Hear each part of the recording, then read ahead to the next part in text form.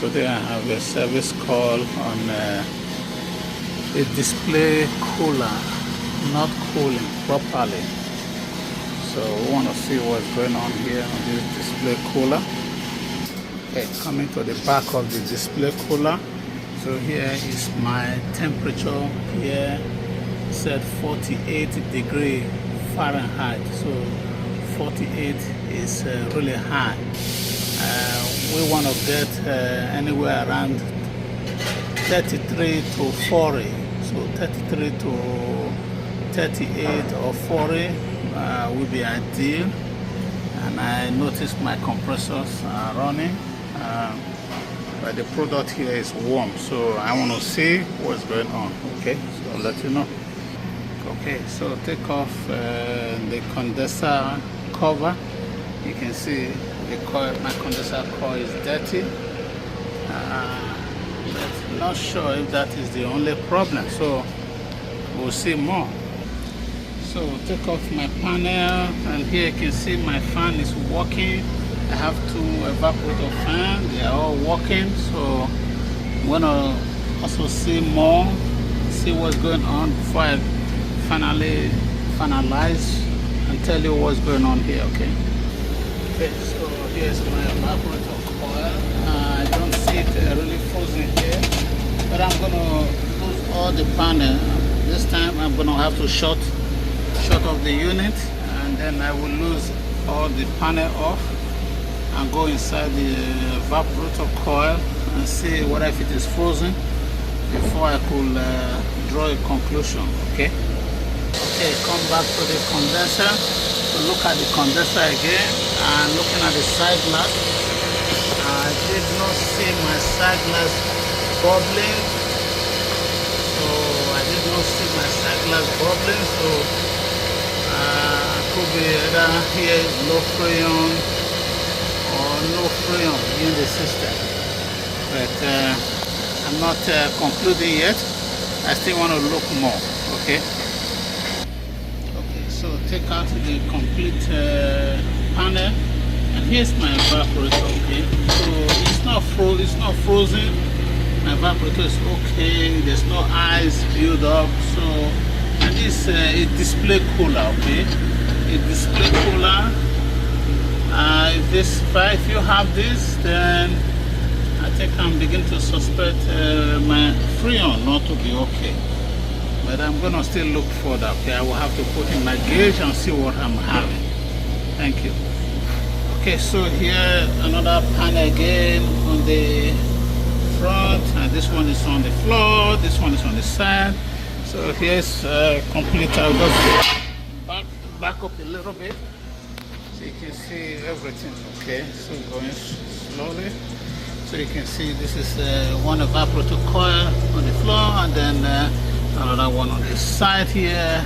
So it's very important you check properly. If you don't check properly and you just go ahead and fix it, and maybe thinking it's low freon, or maybe, and then you just walk away, trust me, you will get a call back. So it's very important you open up and check everywhere. If there's any coil, if there's any ice build up, you need to defrost it. And if there's no ice build up, yeah, I think the next is to start suspecting your freon. But I'm gonna put in my gauges to check. Meanwhile, my fans are working, so that's telling you my fan is okay. My coil is not frozen, and this is what we get. So I think I'm gonna have to start suspecting my freon. Okay, so completely put back the panels for this display cooler. So all the panels is all put in, so I'm gonna go to the back and see what's going on. Okay, so hook up my discharge and my suction gauge.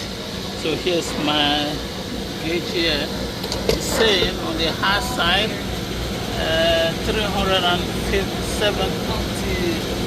370.5 degree, which is very high, and then on the low side is 45. Okay, even though I just brush off some of those dirt, and here is my dirt that I brush off, but yet I still have this high temperature. So I really need to clean this condenser coil, power wash it, really clean it properly. Really going to be power wash to bring this pressure down. So I'm thinking there's enough freon in the system, and once it is fully power washed, I think this system should be okay. It should be okay. So it really needs to be power washed. So inside the fins coil, there's a lot of clog oil in there. So it soak in, and inside the coil is really clogged up. So it really needs to be power washed, and that should be okay. That will bring the temperature down, and the system should be working fine. So please, this is downtown Toronto. A lot of restaurants. There's a lot of restaurants in downtown Toronto. So any service call, there's a lot of call on refrigeration here. Thank you. Okay, so this system, the condenser coil is really properly clean now. Okay, and then here's my pressure reading on my gauge on neutral. Okay, on the high side it said 173.5 psi, on the low side is 108 psi, and this is my gauge. Okay, so but again, we are not really putting on fuel. I'm gonna test it now, and I want to see what my pressure should be reading on a startup. So on the startup, my side glass bubble, and you can see any clear off. So that tells you I have enough freon in the system. And then I'm going to look at my gauge. So my gauge on the high side is 198 going, and it's dropping on the low side, which is like 50.5 is dropping, 51.5 is dropping. So we want to see, give it a couple of minutes, we'll see what the temperature is saying. So at this time, here is what my temperature is saying, 61, and here's the control, which is that cell control. So this is the temperature at this time, 60 degrees. It's going to start dropping. Okay, I just want to see my suction. See, the suction is really pulling fine, so it means I have good suction. My fan is working, which is good. So this is good. So looking at my system, I think this system is good right now. Again, back to my gauges. I have 242.5 on the high side, and 36.5 on the low side. So the system is really responding fine. And then on my temperature, it said it's 46 degrees Fahrenheit. So it's really responding. So I'm going to have to shut off this the discharge. Shut off my discharge, my high side here. So and then allowed all the liquid on this line go back to the system again, because I don't want to lose any freon.